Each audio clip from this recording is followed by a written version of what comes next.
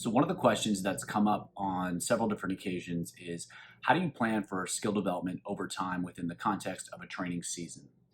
And so that can be pretty challenging because we're often used to designing training plans based on training and based upon the physiological responses that we're looking for.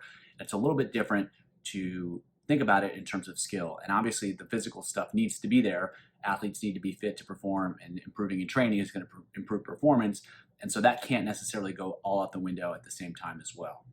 So, because we have to account for the training component and it's challenging to develop skills over time, the framework that I have fallen back on is one that's pretty simple and perhaps a little bit overly simple, but it allows you to get a starting point from which you can build upon, and it also allows you to integrate it into whatever training scheme that you tend to think of and that you tend to work from.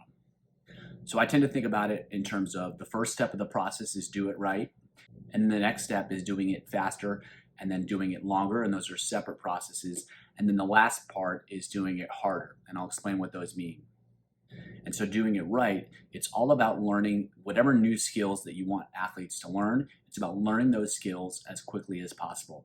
You're not necessarily trying to get them perfect and that they'll be at their end stage that you want them to be when they're, fully developed. It's just about making them better than what they are right now and making a significant step forward. And so once they can do that, you've kind of accomplished that goal. Then the next step, you're thinking about doing it faster and you're thinking about doing it longer. And so whatever skills that you're working on, you're trying to do it with more speed and you're trying to do it for longer distances. And so in that respect, you're challenging the skills. There's an overload because you're asking them to do the same things at a higher level in terms of speed and for longer distances. Then once they can do things pretty fast and they can do them for pretty long, so they've established some speed, they've established some endurance, then it's time to put some pressure on it in terms of fatigue. So when they're trying to go fast, it's not necessarily over long distances and it's not with minimal rest. You're giving them enough rest in shorter distances so that they can swim fast. And the longer stuff is not necessarily hard, it's just longer. And so after you've done both of those things, it's time to turn up the pressure in terms of fatigue. And so you're probably going to ask them to swim faster and for longer periods of time, and you're not going to give them a whole lot of rest. And so that's going to really challenge their physiology. And it's going to be difficult for them to maintain those skills, but that's ultimately what they need to do in a race. And of course, these different steps don't necessarily occur in isolation. There's going to be a ton of overlap. You're going to start doing all of these things early in the process. It's what you're emphasizing that really matters. And that's where you kind of go from step to step, because it makes no sense to do things to work on those skills in a big state of fatigue if they can't even execute it once correctly. They're not going to be able to execute it well when they're super tired.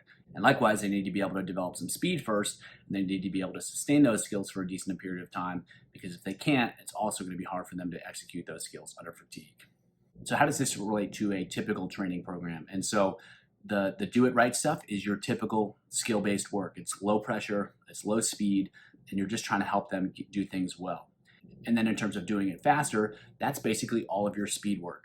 And so whenever you're trying to swim fast with not a whole lot of fatigue, instead of just thinking about it in terms of swimming fast, it's trying to execute skills really well at high speed. And the longer swimming is basically your typical endurance work. It's not always super fast. There's not always a ton of fatigue. You're just kind of accumulating volume. And in terms of skill, now you're thinking about those same processes, those same sets, but it's about practicing skills and learning how to sustain them for longer periods of time. And then finally, do it harder. That's basically all of your race preparation stuff. So anything that's super high quality, anything that's race pace, all of those types of sets are basically doing it harder. Now, instead of trying to just get a physical result, you're trying to execute skills under fatigue and swim really well under fatigue. And that's a little bit more of the focus. So in that respect, what you're trying to do is not that different than the training plan that you've probably already developed. The difference is, instead of just trying to develop physical qualities, you're now trying to execute skills in those conditions. And if you want to execute skills well in a race, first you have to do it right. Then you have to be able to do it fast. You have to be able to sustain those skills. And then you have to be able to do it under fatigue and under pressure. And so now, instead of only thinking about the training plan in terms of the physical qualities, you're also thinking about it in terms of how skills are being challenged over time in progressively more difficult situations so that swimmers can execute those skills ultimately when they need to in a race. And what I find particularly valuable about this framework is that you don't have to change how you train in order to implement it. You can implement it in any way and in any training system that sees fit.